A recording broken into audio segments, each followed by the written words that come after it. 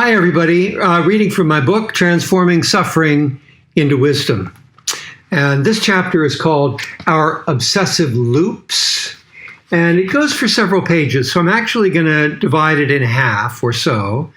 And the one thing that I'd like you to be aware of is at the bottom of the first page, there's a diagram that goes from feelings to story to the absent feeling, and then to a new story. So it starts with predominant feeling, new story, absent feeling, and new story. And it's called Our Obsessive Loops. And of course, once again, we're unpacking the structures of suffering and how they arise, the relationship in particular of thoughts to feelings, and how our identification, our I, me, and mine, gets looped in and creates suffering for us. So this is, I think, one of the most interesting chapters of the book. It's called Our Obsessive Loops. Did you ever notice when you're really upset how you go through one story after another of your struggle, only to arrive back at the story that you started it all with? And then you repeat each of the stories again, and again, and again. This is another way that a cycle of suffering keeps going. Let's see how it works. Look first at all the different structures of suffering that come up around a traumatic event. Sometimes they are all driven by or driving the same emotion, although more often there are subtle differences. Look at each story you tell yourself. Look at the feeling that underlies it, and at the I, me, and mine that holds it together. Then look at what other troubling feeling is missing emotionally in each story. Usually the missing or underplayed emotion in a particular story will be the predominant emotion in the very next story of your obsessive loop. And so here we show this again, moving from predominant feeling to story to the absent feeling to the next story. So, for instance, you're driving home from work, replaying a fight you just had with your boss. The structure of your suffering is anger, uncomfortable feeling, hooked to your thoughts and stories of the incident by your process of identification.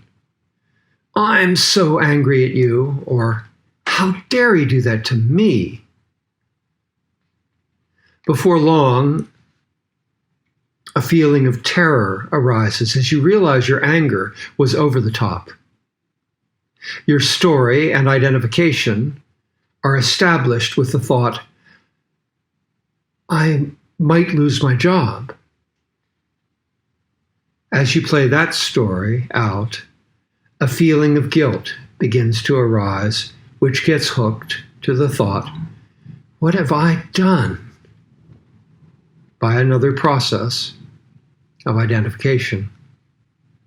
And then humiliation arises, which gets attached to a story of an apology and flowers by your identifying, which leads to a feeling of despair attached to the story and identity of, I won't ever get what I need at this job.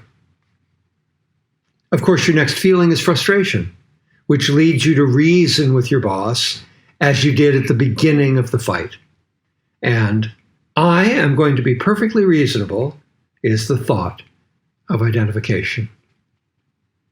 Your next feeling is anger, which leads you right back to the fight where the whole obsessive process began. Whichever you experience comes first, a thought or a feeling, They do a dance together, leading into each other. A feeling leads to a story, which leads to another feeling, which leads to a thought. Like the dial on the face of a clock, we go around till we return to the same set of stories all over again. Here's the dial that we'll explore next time as we finish the chapter. It's pretty incredible what happens. We all recognize it, I suspect. Certainly it's common experience for me when I've been really upset. I keep going over the same set of stories again and again. But it's amazing to see how they link together and how each story is part of a structure of suffering, hooked to a difficult feeling. And the hook, of course, is the linchpin of I, me, and mine. So knowing that, it means that we can stop that cycle of suffering, that obsessive loop, at any point when we recognize that's what's going on, that I'm stuck in a process of suffering.